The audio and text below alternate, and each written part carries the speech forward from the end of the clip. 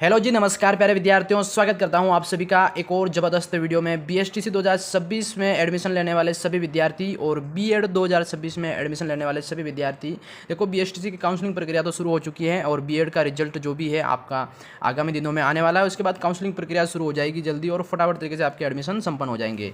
अब विद्यार्थियों, यहाँ पे बीएसटीसी और बीएड वाले विद्यार्थियों के सामने सबसे बड़ी बात है कि जैसे स्कॉलरशिप जो है विद्यार्थियों को कितनी मिलती है। बहुत सारे विद्यार्थी एडमिशन लेने से पहले सोचते हैं कि हम इतनी बड़ी रकम है जो फीस के रूप में हम भर रहे हैं, तो क्या हमको ये स्कॉलरशिप मिलेगी या नहीं मिलेगी। तो आपके जितने भी डाउट हैं विद्यार्थियों में आज की इस वीडियो में क्लियर करने वाला हूं। जैसे पहला डाउट आप सभी विद्यार्थी कहते हैं यहाँ पे कि जैसे स्कॉलरशिप किसको मिलती है ना। नए विद्यार्थी हैं उनको मालूम नहीं है भाई स्कॉलरशिप किसको मिलती है, कितनी मिलती है। और यहाँ पे तीसरा सवाल सबसे पहला कि जो विद्यार्थियों के कम मार्क्स होते हैं तो उनको मिलती है भाई प्राइवेट कॉलेज मिलती हैं, चाहे वो बीएड वाला हो या फिर बीएसटीसी वाला, उनको प्राइवेट कॉलेज मिलती हैं। तो इसके आधार पर वो कहते हैं कि हमको स्कॉलरशिप मिलेगी या नहीं मिलेगी, क्या गवर्नमेंट कॉलेज वालों को कॉलेज स्कॉलरशिप मिलती है या फिर प्राइवेट वालों को भी मिलती है। तो ये सारे डाउट जो हैं आपको यहाँ पे मैं क्लियर करने वाला हूँ। संपूर्ण जानकारी जो है आज के इस वीडियो में आपको देने वाला हूँ। यानी कि 16,500 रुपये आपके टोटल जो आपके बीएसटीसी में फीस भरी जाती हैं और 27,750 जो है टोटल आपके पीटीटी एग्जाम यानी कि बीएड एग्जाम में फीस भरी जाती है। तो ये स्कॉलरशिप आपको कितनी मिलती है और कब मिलती है, ये संपूर्ण जानकारी आपको आज वीडियो में देने वाला हूँ। आपके कुछ सवाल है विद्यार्थियों, बहुत सारे विद्यार्थी जैसे कमेंट करते हैं कि सर इसके जो सवाल हैं आप इसको कंफर्म करने हैं। तो स्टूडेंट क्वेश्चन है, आपकी इंक्वायरी आई हुई है। पहला सवाल है जैसे स्कॉलरशिप किसको मिलती है, ये सवाल भी आपको मैं इसका उत्तर दूंगा आपका। सेकंड वाला स्कॉलरशिप कितना मिलता है, ये भी आपका आंसर देने वाला हूँ मैं। तीसरा, क्या प्राइवेट बीएड और बीएसटीसी कॉलेज में स्कॉलरशिप मिलता है, तो इसका भी मैं जवाब दूंगा, आप बने रहना वीडियो में। अगला है कौन कौन आवेदन कर सकता है। बिल्कुल, ये आवेदन करने में कौन कौन विद्यार्थी, क्या क्या क्वालिफिकेशन, जैसे आवश्यक दस्तावेज क्या है, आपके फॉर्म डेट, जैसे अभी जो नए विद्यार्थी बीएड एसटीसी में जो आपके काउंसलिंग करवा रहे हैं तो उनके लिए फॉर्म डेट कब से आएगी, उसकी आयु सीमा कितनी है, क्वालिफिकेशन क्या मांगता है, अंतिम तिथि और आपके स्कॉलरशिप आप अभी अप्लाई करते हैं तो कब आएगी। तो ये सारे जो सवाल हैं आप सभी विद्यार्थियों के मैं इसके जवाब देने वाला हूँ। विद्यार्थियों ध्यान से सुनना, क्योंकि आप जितनी स्कॉलरशिप यहाँ पे लेना चाहते हैं और या आप जितने भी फॉर्म अप्लाई कर रहे हैं, एडमिशन ले रहे हैं, तो अगर आप यहाँ पे इस वीडियो को कंफर्म ध्यान से नहीं देखेंगे तो आपकी स्कॉलरशिप मिस हो सकती है और आप यहाँ पे वंचित रह सकते हैं। तो वीडियो को अच्छे से पूरा देख लेना। देखो आपके सामने ये ऑफिशियल नोटिफिकेशन है स्कॉलरशिप का। यहाँ पे जैसे कि आपके सामने छात्रवृत्ति पोर्टल पर शैक्षणिक सत्र 2025, ये गलत है, यहाँ पे 26-27 में क्या है, उत्तर मैट्रिक छात्रवृत्ति योजनाओं में क्या है, पेपरलेस ऑनलाइन आवेदन करने के लिए विद्यार्थियों के नियमानुसार दिशा निर्देश जो जारी यहाँ पे किए जाते हैं। क्या क्या दिशा निर्देश हैं आप ध्यान से पढ़ लेना। दिशा निर्देश आपको ध्यान से पढ़ेंगे तो आपको यहाँ पे क्या है, स्कॉलरशिप जो है आपको अप्लाई करने में आसानी रहेगी। आय सीमा जो है आपकी यानी कि कमाई कितनी होनी चाहिए, यहाँ पे कौन कौन अप्लाई कर सकता है एक बार ये ध्यान से देखें। यहाँ पे अनुसूचित जाति यानी कि आपके एससी वाले विद्यार्थी, अनुसूचित जनजाति यानी कि एसटी के छात्र, अति पिछड़ा वर्ग यानी कि एमबीसी वाला है ना, जैसे कि डॉक्टर अंबेडकर आर्थिक पिछड़ा वर्ग, ईबीसी वाले लोग अप्लाई कर सकते हैं, ओबीसी है ना, अंबेडकर, जैसे ये डीएनटी, ये जितने भी यहाँ पे वर्ग दे रखे हैं ये वर्ग वाले विद्यार्थी लोग हैं जिनकी जो मैट्रिक छात्रवृत्ति योजना में क्या है 2.5 लाख रुपये यानी कि वार्षिक आय वाले वार्षिक आय की सीमा वाले परिवार जो हैं यहाँ पे विद्यार्थी ही यहाँ पे आवेदन कर पाएंगे। यानी कि 2.5 लाख से कम जो इनकम है यहाँ पे जिनकी होती है वार्षिक, वो विद्यार्थी यहाँ पे क्या है आपके अप्लाई यहाँ पे मान्य होंगे। ठीक है, अगला दूसरा है विद्यार्थियों यहाँ पे जैसे कि ये अलग अलग कैटेगरी के बारे में यहाँ पे दे रखा है ब और श, ये आपको ध्यान रखना है। अगर एक मुख्यमंत्री वाली जो स्कॉलरशिप और होती है जिसमें 5 लाख जो रुपये हैं कम से कम आपकी वार्षिक आय होने वाली हो तो ही यहाँ पे आप अप्लाई कर सकते हैं। तो ये आपकी जो आय सीमा है वो आपके सामने दे रखी है, 2.5 लाख से कम होनी चाहिए। ठीक है, दूसरा यहाँ पे आपका आवेदन, दूसरा पॉइंट आपको ध्यान से समझ लेना। आवेदन प्रक्रिया जो है विद्यार्थियों, छात्रवृत्ति हेतु आवेदन प्रक्रिया जो है आपके नेशनल स्कॉलरशिप पोर्टल यानी कि जो आपकी ऑफिशियल वेबसाइट ये वाली है, इस वेबसाइट पर आपको अप्लाई करना होता है। उससे पहले भी आपकी कुछ प्रोसेस होती है, जैसे कि वो पहले प्रोसेस क्या होती है, एनएसपी ओटीआर आपके ये लागू कर दिया गया। ओटीआर यानी कि जैसे वन टाइम रजिस्ट्रेशन इसको कहा जाता है।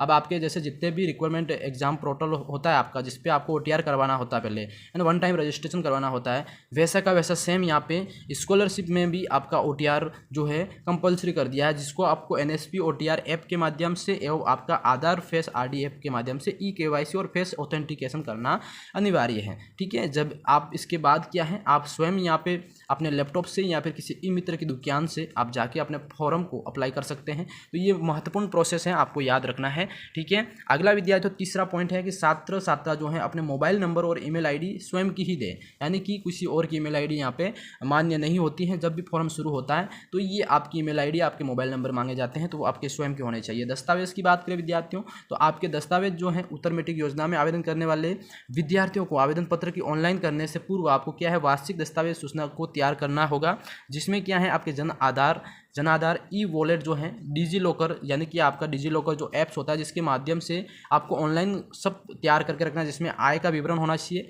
आय जैसे आपके पिताजी के नाम से आय बनती है, आपका मूल निवास होना चाहिए, आपकी जाति प्रमाण पत्र होना चाहिए और गत वर्ष की अंक तालिकाएं आदि आपको यहाँ पे उपलब्ध करवा के रखनी है। ठीक है, और इस सारी की सारी आपको क्या है, रंगीन स्कैन करके आपको पोर्टल पर अपलोड करना होता है। जितने भी डॉक्यूमेंट मैंने बताए विद्यार्थियों आपको तैयार करके रखने हैं। 5वें नंबर पे है विद्यार्थियों की जो आधारभूत सूचना और आय विवरण में परिवर्तन, जैसे कि आप फॉर्म अप्लाई करते हैं जिसमें आपके नाम, जाति, लिंग, पिता का नाम और माता का नाम, धर्म, बैंक संख्या, मोबाइल नंबर, आवेदक के परिवार की समस्त जानकारी जो कि जन आधार पोर्टल से ली जाती है, और विद्यार्थियों के शैक्षणिक रिकॉर्ड में उपलब्ध जो डाटा है उसमें भिन्नता होने पर आपको क्या है, एक बार संशोधन करने का मौका दिया जाता है। तो ये चीज़ें आपको याद रखनी है। 6 पॉइंट आपके सामने है कि जन आधार आईडी, जो जन आधार आईडी आपकी मम्मी के नाम से फैमिली की बनती है और आधार नंबर के अभाव में आपको स्कॉलरशिप के लिए या छात्रवृत्ति के लिए स्वीकृत नहीं किया जाएगा, यानी कि आपकी जन आधार होना चाहिए और आपका आधार कार्ड भी होना चाहिए। ठीक है, दोनों आपस में लिंक होना चाहिए। 7वें नंबर पे है विद्यार्थी का बैंक विवरण की बात करते हैं दोस्तों, तो बैंक विवरण जो है आपके स्वयं का होना चाहिए, यानी कि आधार सीडेड होना चाहिए दोस्तों, यानी कि आपका अकाउंट है जो आधार से लिंक सीडेड, यानी कि ये आधार लिंक से भिन्न, मतलब आपके बैंक से जुड़ा हुआ होना चाहिए, जिससे केवाईसी पूर्ण होने पर ट्रांसफर के लिए आपकी जो सीमा का निर्धारण न हो, खाता बंद न हो एवं बैंक खाता मास्टर न हो, यानी कि आपका स्वयं का खाता होना चाहिए, आधार सीडेड होना चाहिए। ठीक है, बाकी यहाँ पे जैसे कि शुल्क संरचना की बात करें तो यहाँ पे पंजीकरण शुल्क, रजिस्ट्रेशन फीस, आपकी नामांकन फीस, और जैसे कि यहाँ पे शिक्षण शुल्क है, खेल कूद है, और 5वें नंबर पे है संगठन पुस्तकालय शुल्क, पत्रिका शुल्क और परीक्षा शुल्क। ये जितने भी शुल्क हैं आपके स्कॉलरशिप में वहाँ पे इंक्लूड किए जाते हैं। ठीक है, ये आपको याद रखना है। अगला आपके जैसे कि शिक्षण संस्थान और पाठ्यक्रम का चयन, आप किस तरह का शिक्षण संस्थान को चयन कर रहे हैं, पाठ्यक्रम में आप एडमिशन ले रहे हैं, वो उसके आधार पर आपको यहाँ पे स्कॉलरशिप मिलेगी। यानी कि आवेदन में केवल छात्रवृत्ति पर मान्यता प्राप्त शिक्षण संस्थान, यानी कि मान्यता प्राप्त शिक्षा संस्थान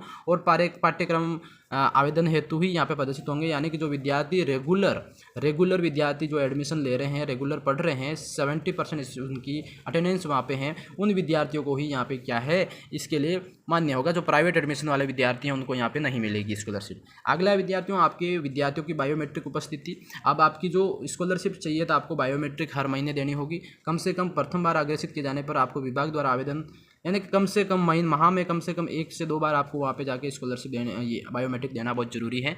आपके ऑनलाइन जो उपस्थिति है वहाँ पे रिकॉर्ड होता है। ठीक है, यहाँ पे शिक्षण संस्थान पोर्टल का प्रदर्शन, यानी कि यहाँ पे ये रजिस्ट्रेशन जो है आपके सामने, इसको पढ़ लेना अच्छे से, ABCD ये जितने पॉइंट है स्कॉलरशिप से संबंधित है, ये इंपॉर्टेंट पॉइंट है। आपको वीडियो बड़ा हो जाएगा इसलिए मैं नहीं बता रहा हूँ, आप इसको अच्छे से पढ़ लेना। ठीक है, आपके सामने अगला 12वां पॉइंट है विद्यार्थियों, जैसे कि फॉरम के जैसे आगे से अगले अगले जो स्टेप होते हैं, यानी कि शिक्षण संस्थान जिले में स्थित है, विद्यार्थियों का आवेदन उस जिला कार्यक्रम द्वारा स्वीकार किया जाएगा। ठीक है, जैसे आपके उदयपुर कोई जिला है, उदयपुर में जितने भी कॉलेज है उनका फॉर्म कॉलेज से अप्रूव होता है और जिला स्तर पर जिला वेरीफाई द्वारा, DLO द्वारा वेरीफाई होता है। इसके बाद आपका पेमेंट जो है कम से कम 6 से 7 महीने के अंदर अंदर आपका पेमेंट जो है डिस्ट्रीब्यूट कर दिया जाता है आपके अकाउंट में। ठीक है, तो ये चीज़ें हैं, पूरी प्रोसेस है, आपके याद रख लेना। जितने भी पॉइंट है आपके सामने, शिक्षण संस्थान जिस जिले में स्थित है, विद्यार्थी का आवेदन पत्र उस जिला कार्यालय द्वारा ही स्वीकृत किया जाएगा, ये आपका याद रख लेना। आपके सामने विद्यार्थियों स्कॉलरशिप आवेदन करने के लिए या फिर स्कॉलरशिप से जुड़ी नोटिफिकेशन जाने के लिए ये वेबसाइट है, आप यहाँ पे गूगल या क्रोम के द्वारा सर्च करके आप इसको देख सकते हैं। ठीक है, ये आपका ऑफिशियल नोटिफिकेशन था जिसमें आपके सामने जैसे कि इस बार जो स्कॉलरशिप जो है आपको मिलती है सामाजिक न्याय एवं अधिकारिता विभाग द्वारा राजस्थान सरकार की स्कॉलरशिप है, जो आपके BEd BSTC वाले विद्यार्थियों को मिलती है। तो यहाँ पे जैसे कि आपके इस बार फॉर्म चालू है, जो भी विद्यार्थी भी एडमिशन ले रहे हैं, STC में काउंसलिंग प्रक्रिया चल रही है और BEd वाले भी काउंसलिंग प्रक्रिया जल्द शुरू होने वाली है। तो इसके बाद 30 जून तक क्या है, आपके 30 जून तक नवीनतम अंतिम तिथि यहाँ पे निर्धारित की गई है। जिन जिन विद्यार्थियों को कॉलेज एडमिशन मिल जाता है वो 30 जून तक अप्लाई कर सकते हैं और घबराने की बात नहीं है। 30 जून से आपके यहाँ पे विद्यार्थियों 30 जुलाई तक जल्द ये फॉर्म बढ़ जाएंगे। तो आपके पास वैसे भी टाइम है, आपको ये ऑफिशियल नोटिफिकेशन जो आपके सामने है इसको ध्यान में रखना है और जो मैंने दिशा निर्देश आपको बताए हैं वो आप यहाँ पे कर सकते हैं। और आपके जो सवाल थे विद्यार्थियों के, क्या प्राइवेट कॉलेज वालों को भी एडमिशन मिलेगा, तो यहाँ पे ध्यान रख लेना। आपके जो सवाल हैं वो मैं यहाँ पे बिल्कुल क्लियर करने वाला हूँ। प्राइवेट कॉलेज वाले जो विद्यार्थी हैं यहाँ पे जैसे किस किस को स्कॉलरशिप मिलेगी वो मैंने आगे बता दिया आपको कितनी मिलती है। तो विद्यार्थियों सबसे पहले आपका सवाल एसटीसी वाले जो विद्यार्थी प्री डीएलएड वाले उन्होंने जैसे 16,750 रुपये भरते हैं टोटल, उनमें से 1,500 रुपये कट के आपके यहाँ पे मिलते हैं 13 से 14,000 रुपये आपकी स्कॉलरशिप वापस मिलती हैं। और यहाँ पे जैसे पीटीटी बीएड वाले विद्यार्थी हैं वो टोटल उनके यहाँ पे 27,000 रुपये भरे जाते हैं, तो उनको यहाँ पे 27,750 या फिर 28,000 रुपये स्कॉलरशिप में मिलती हैं। अगला तीसरा दोस्तों जैसे प्राइवेट बीएड बीएसटीसी कॉलेज है तो क्या उनको स्कॉलरशिप मिलती है? बिल्कुल, यहाँ पे प्राइवेट बीएड बीएसटीसी जो कॉलेज हैं जिसमें वो अगर राजस्थान सरकार से बीएड बीएसटीसी करवा रहा है तो आपको बिल्कुल वहाँ पे भी स्कॉलरशिप मिलेगी, जितनी आपको गवर्नमेंट में मिलती है उतनी उतनी यहाँ पे भी मिलती है। ठीक है, बिल्कुल। यहाँ पे अगला कौन कौन आवेदन कर सकता है? बिल्कुल हर कैटेगरी के विद्यार्थी अप्लाई कर सकते हैं। यहाँ पे जैसे हर कैटेगरी की अलग अलग स्कॉलरशिप होती है। अगर आप जानना चाहते हैं जैसे जनरल वाले या अलग अलग कैटेगरी की कौन कौन सी स्कॉलरशिप होती है जानना चाहते हैं तो मुझे कमेंट कर देना, मैं उस पर वीडियो जरूर बनाऊंगा। ठीक है, बाकी ये डॉक्यूमेंट है। फॉर्म डेट की बात करें तो फॉर्म डेट आपको बता दी 30 जून अभी लास्ट है, और एक 1.5 महीने में वापस फॉर्म भर जाएंगे आपकी।